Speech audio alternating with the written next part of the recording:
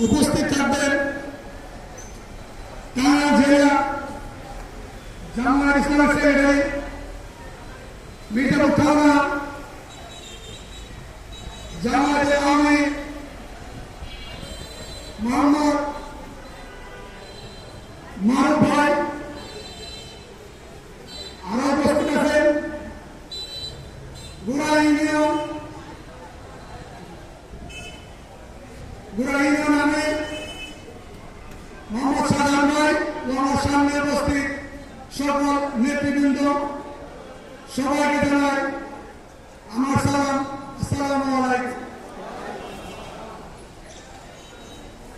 আমি বক্তব্য রাজনৈতিক বক্তব্য দিতেও জানি না, ছোটখাটো মানুষ।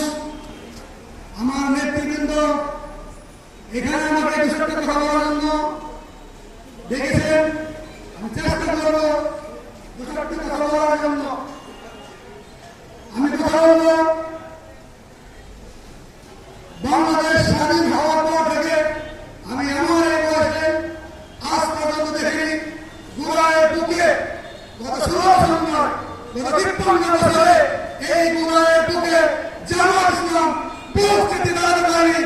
আল্লাহর রহমতে আজকে এই গুড়ার মাঠে আমরা একটি সমাবেশ করছি। সেই আল্লাহর দরবারে আপনারা প্রাণ করে বলুন আলহামদুলিল্লাহ, আলহামদুলিল্লাহ।